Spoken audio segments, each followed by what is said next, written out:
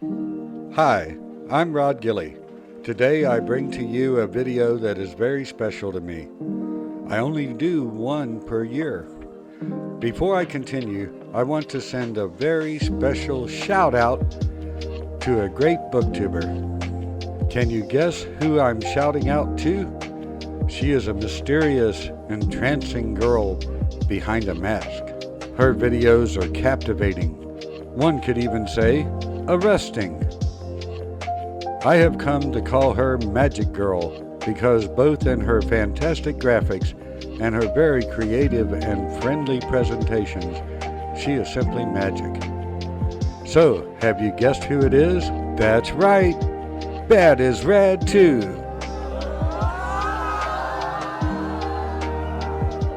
There's a link to her channel in the description.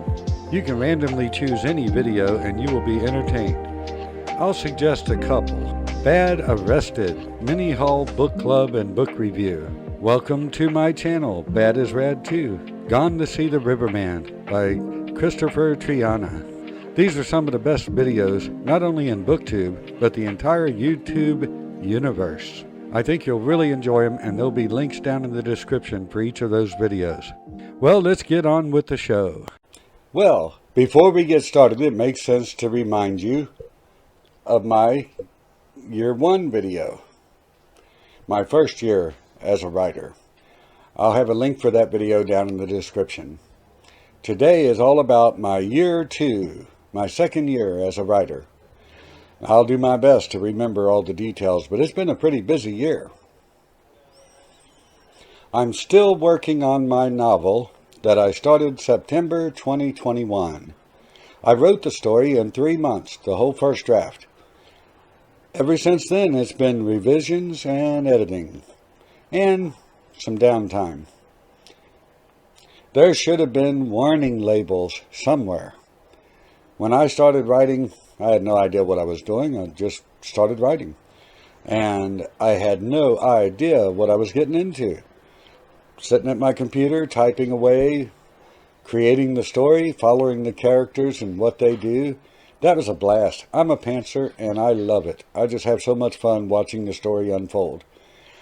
But when it came time for revisions and editing and all of that sort of stuff, I had no idea the amount of work that went into that and how disheartening it can be. Now, everything I write, be it a novel, novella, short story, anything that I write goes through a certain process that I've developed over the last 2 years. Is it right, wrong, as good as somebody else's? I have no idea. This is just what I do. So everything I write goes through the word editor. Now, some people will balk at that, but I find it a very good first place to start. After I run it through the word editor and clean out the obvious things, then I use a very useful tool in Word is the read aloud function. Believe me, that is very helpful. So I'll put it on that and listen to the entire story very carefully. And that read aloud will catch wrong words that the editor wouldn't pick up. So if you meant to say, he went to the store, and you typed, she went to the store, the editor wouldn't get that. But when you do the read aloud, you catch those kind of things. So that thing is a lot more valuable than people actually give it credit for. Once it goes through both of those, everything I write goes through the Hemingway editor. And then it all goes through Pro Writing Aid. And that's just my personal editing, just to get the story cleaned up. Then it goes to beta readers, and you send your story, or I like on a novel, I'd rather send a number of chapters, or I use a 3-act story structure, so I might send an act to a group of beta readers and get some feedback from them, and then look at things that really need to be changed in the story based on the feedback. Then once you get past that phase of it, it's time to be seeking an editor. I gotta tell you, I've had a wild ride when it comes to editing. Editors, in my limited experience, have fallen into 3 categories. You have, or I have encountered, the elite editor, the greatest, bestest editor you wish you could work with the rest of your life. but you can't afford them. I didn't have enough money to even offer. This is the Elite editor. Luckily, I have one that is a friend of mine that was willing to do a little bit of my story just to kind of help me out. The manuscript came back and it looked like a bloodbath. But I hear that's pretty common when first drafts are being looked at, or even second or third drafts. I don't know what draft to call it after it's gone through all the editing and it's gone through the beta readers. I don't know, it might be the fourth or fifth draft. But anyway, you have the Elite editor that you wish you could work with all the rest of your life. But if you're like me, you just can't afford them. Then you have the Skilled editor. In my case, this is certainly not the case for every writer, but in my case, the Skilled editor does a very fine job, pretty close to what the Elite editor can do. But in my experience, the Skilled editor didn't have time to work with me. The Skilled editor had a lot of work and just simply couldn't fit my stuff in. And then the third category of editors that I've encountered is the hard to work with editor. I've had a couple of those. And boy, when you run into those, beware. Run away. Just as soon as you realize there's an issue, call it quits. Because it's very, very hard. In some cases, they can be very condescending and they can take the wind out of your sails. They can convince you that you are not capable of writing well. You're a lousy writer and you should hang it up. I've experienced this and I stopped writing for, 3 or 4 months that I didn't write anything. I got very discouraged. And thanks to the Elite and the Skilled editors that I knew, I had conversations with them and stuff like that. And anyway, to make a long story short, I got back to writing. So I hope you can afford the Elite editor. Boy, I wish I could. I hope you can find a Skilled editor. I'm still hoping to. But beware the bad editor. You'll know him as soon as you encounter him. It doesn't take long. But let me tell you, that had a lot to do with the progress on my novel. And I'm happy to say I'm back to work on it. And as I have with absolutely everything since day one, I've been learning as I go and creating systems for how I'm going to handle things. For example, the editing that I talked about earlier.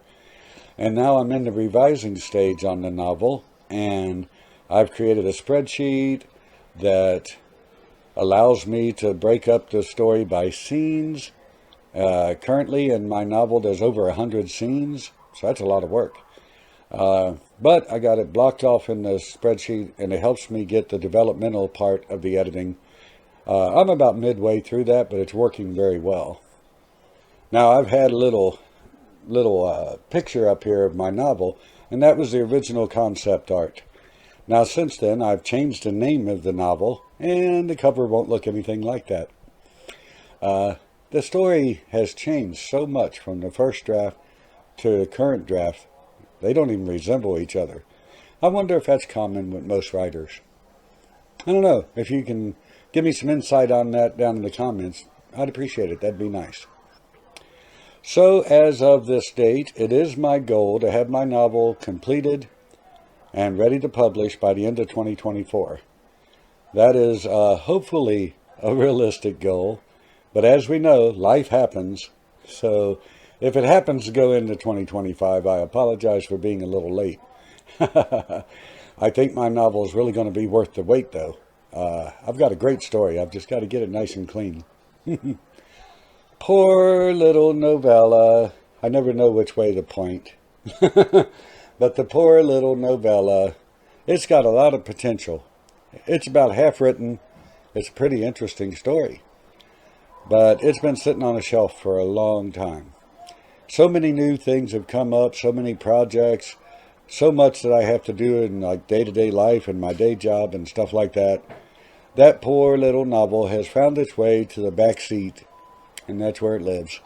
But one day I will get it out and I will breathe life into it and bring it forward and get it published. I think it's going to be a good little novella. My very first published work is a small short story collection called The Hero, the Fear, and the Date. And it has been very well received. Several booktubers have done book reviews on it. I'll get to that a little bit later. And it has gotten very good reviews on Amazon and Goodreads. Am I getting rich? Of course not. It's my first published book, and it's a tiny little thing. You can see it up here. I'm very proud of it. It's a good little stories. I got 3 stories in it.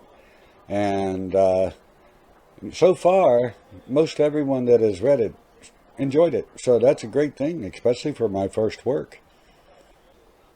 I just began work on a second novella that I hope I will get it going. Maybe it'll be ready by 2025. But it's just in the concept phase right now. But wanted to let you know I am working on my novel and a second novella, as well as the first novella that I showed you a minute ago, Wicked in the Thicket.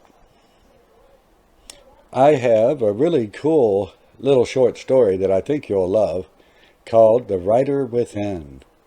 And that's due to come out in the Running Wild Press Anthology 7. And as far as I know, that's due to come out toward the end of 2024 or possibly early 2025. I don't know a lot about publishing. I know that I am kind of leaning toward self-publishing. Once I got my story written, my little book here written, and got it fully edited, and formatted it, getting it published didn't take long at all. Going through a publisher, there's been delay after delay, and I have no understanding of what those delays are. But I'll be 59 years old in November. I don't have time for 2-year delays. So you may be looking at a lifelong indie author, which that'd be cool.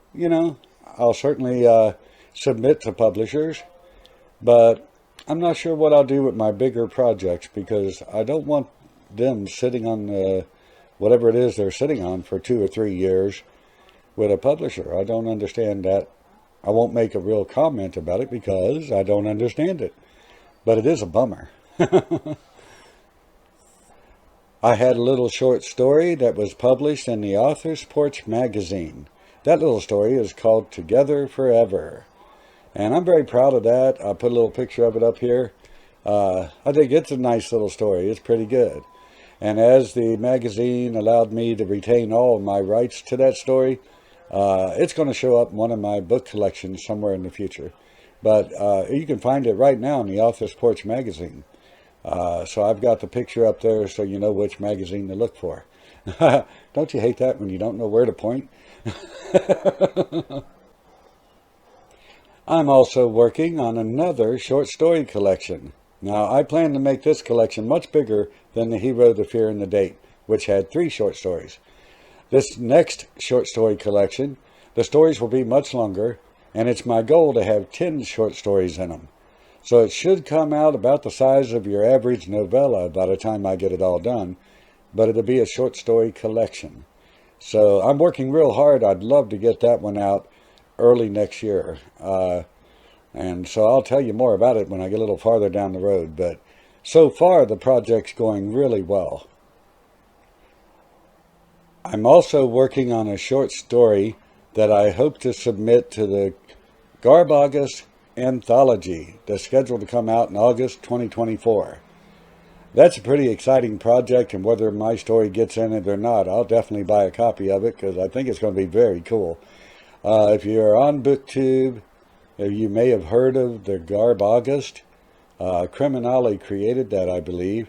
And it's a whole month of August where you read sort of kind of trashy, not porn, not filthy, just a little bit trashy books that are, horror, thriller, variety of different styles. But they're not your everyday best pick books. These are more a little bit kind of on the trashy side. During GarbAugust, a friend of mine, Cliff, at Cliff Stark Gems, he read a Harlequin book. And that's probably a pretty good example of what I would consider to be a trashy book. I'm not a big fan of Harlequins. They just don't do nothing for me at all. But you ought to watch Cliff's video. Him and his wife came up with this awesome presentation with this little bell. Ding, ding, ding, ding, ding, ding. It was freaking cool. You'd love it. So if you get a chance, go to Cliff Stark Gems on YouTube.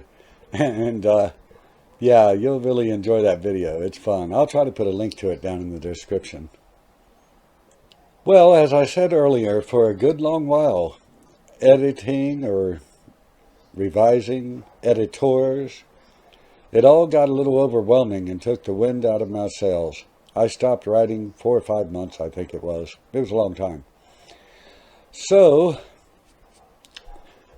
during that time, I started dabbling in poetry. Now, when I was a teenager, I used to write little poems just for the fun of it. So I thought, well, just to have something fun to do while I really am just dry at writing, I think I'll write some poems. And I found something very fascinating. I don't know if it works for other writers, but it helps me a great deal. The creativity that it takes to write a poem. The emotion, because poetry, in my opinion, is the most emotional type of writing. And the emotions, and especially the creativity in poetry, kind of ignited my creativity for my writing. So writing a few poems actually helped me get back to work on all my writing projects. So I'm currently working on all of those projects I've talked about. I'll work on one day and work on the other another day, but I'm working on them all the time. And I have to give credit to writing poetry as the ignition switch that got me back to writing and having fun writing. And then another really neat thing that just tickled me, it's just touched me more than I can really express, is several really cool booktube channels, and I'll put cards up, and I'll also put links to their description, or links to their channels down in the description. But several really cool booktubers have actually read my poetry on their channels. And boy, that's just such an honor. I mean, that just meant so much to me. And the booktube community is so friendly and so cool. I've been so welcomed in such nice ways by everyone I've encountered in the booktube community. They're just a wonderful group of people. They each have very fascinating channels with all kinds of neat stuff to offer. And I have found them to be extremely welcoming and friendly. Just a really great, I'm so proud to be a part of that group. And some of them have done review videos, book review videos, on my little story, The Hero, the Fear, and the Date, my little short story collection. I'll put some cards up to show you the channels that have actually done book reviews on my little book. And I can't thank them enough. That's so cool, because you could write the greatest novel ever written, and it's not gonna be much if nobody knows it exists. So for booktubers, once again, one of their many qualities is that they will read your book and give honest opinions. I hope that all of them will be honest. The booktubers that I associate with, especially those that I've mentioned in this video, are at the highest standard of being honest and straightforward with their audiences. If they recommend or don't recommend something, it's probably very good advice. Everyone has different tastes. You know, person A loves it, person B hates it. Well, that's just how it goes with everything. But generally, overall, the booktubers that I associate with are very honest in their reviews and really in all of their opinions on any subject. I've had wonderful experiences. I literally go online and look for their newest videos because they're so entertaining, informative, and I know that I can trust them. So again, I'll try to make sure I get all the links, there'll be quite a few, down in the description for these especially good, excellent booktubers that have welcomed me into their family and made me feel so good. So they've just been so wonderful. Another little neat thing concerning BookTube is I created my very first BookTube tag video. And that tag is the music and the memory tag. And I'll try to put a little card up for it. And that tag has only 2 prompts that are part A and part B. And it basically will ask you a band that blew you away and a memory related to it, and a song you heard years ago that has stuck with you throughout the time, and a story that is related to that song. So that's the whole gist of that little tag. And when I created it, I thought it would be fun, and I enjoyed doing the video. Well, several people have done their takes on the video, and it's just been so awesome to see how each one is so different and so entertaining, and just an absolute blast. I mean, every booktuber that has done that has done a wonderful job. We even had a young lady that had lightsaber fights with her friends when she was little while jamming to a tune. I mean, that's a cool memory, and I'm so happy that she shared that with us. And each one of the booktubers that have done the music and the memory tag, oh, just look that up on YouTube, the music and the memory tag. Type that in the search engine, and I don't know what it is now, 4, 5, 6 videos will pop up, and pick any one. They're all really entertaining. They're really cool. Well, with age comes pearls of wisdom. And I have a bunch of those, and I'm happy to share them with you. Just ask. Also with age comes a waning memory. I try to remember everything. Sometimes I forget why I walked into a room. It actually happens. But I have tried to share with you all the neat adventure and things that have happened in this, my 2nd year as a writer. If you also watch my year 1 video, between the 2 of these videos, you'll know everything that I can possibly remember about the first 2 years of my life as a writer. Literally from the moment I sat down and typed the first paragraph of my novel to the time that I'm doing this video. Year 1 was exciting and fun. Year 2's been challenging, but also has been fun. And I've met some wonderful people.